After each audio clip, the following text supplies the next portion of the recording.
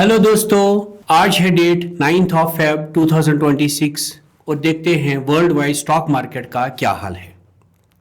सबसे पहले शुरू करते हैं जापान से, the land of rising sun. वहाँ पे इलेक्शंस हुए थे।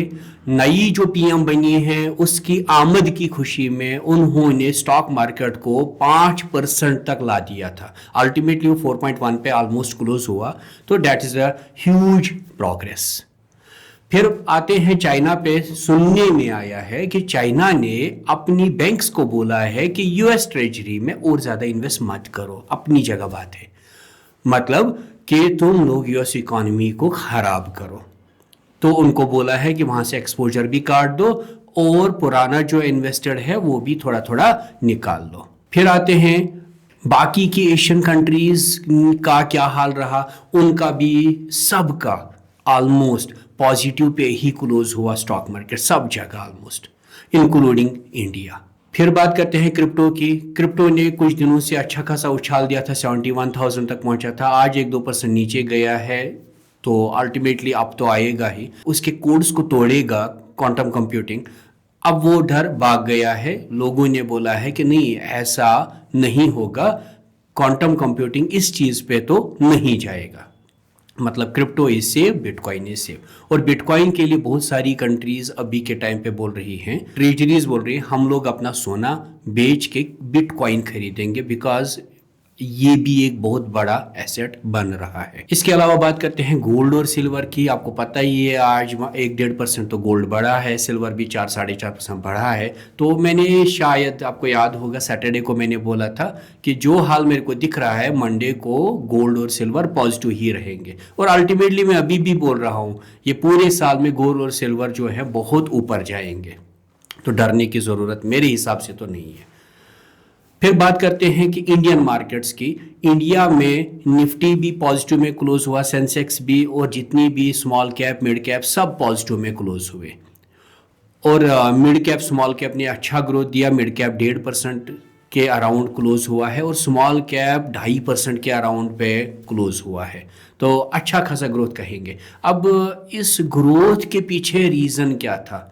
तो बहुत सारे रीजन है। एक तो इंडिया यूएस ट्रेड एग्रीमेंट अभी भी डिस्कस हो ही रहा है, वो भी एक फैक्टर है। दूसरा, एसबीआई ने जो रिकॉर्ड बहुत अच्छा रिजल्ट दिया था, तो उसकी वजह से भी एसबीआई जो है 6th लार्जेस्ट कंपनी हो गई है अभी इंडिया की in terms of market cap. और साथ ही साथ आज पता चला कि एफआईआईज नेट बायर रहे इंडियन मार्केट में। डीआईआईज तो थे ही नेट बायर, एफआईआईज भी नेट बायर ही रहे इंडियन स्टॉक मार्केट में। इसकी वजह से हमारा मार्केट नेट पॉजिटिव में क्लोज हुआ है। अब बात करते हैं बड़ी न्यूज की।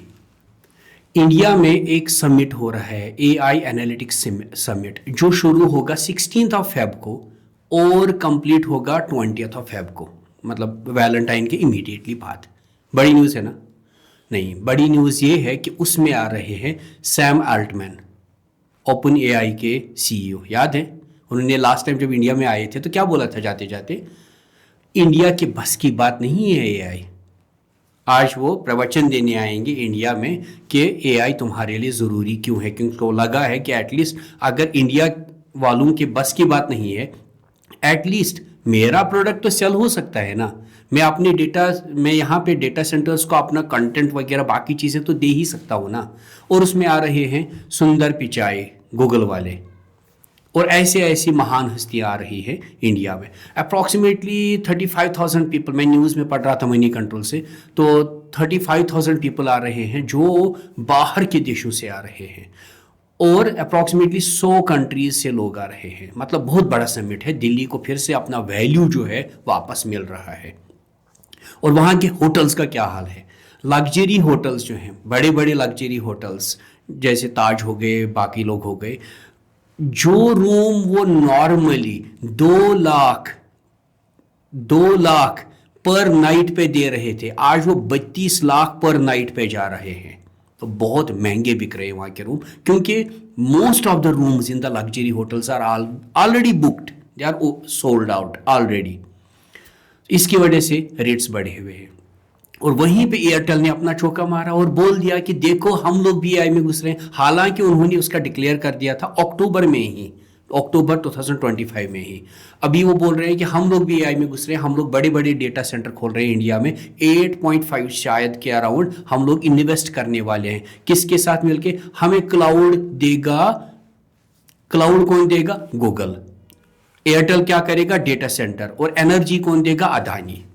तो इन तीनों का कोलैबोरेशन होके ये बड़ा डेटा सेंटर्स का चेन आ रहा है। आपको पता ही है कि एयरटेल इंडिया की ऑलमोस्ट थर्ड बड़ी कंपनी है।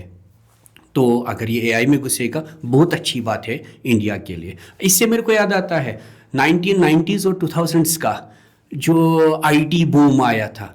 आईटी सेंटर्स हमारे इंडियंस ने बनाया था, लेकिन जो ओरिजिनल काम था वो था यूएस वालों का, जो अभी के टाइम पे भी कंटिन्यूड है, गूगल एंड एयरटेल।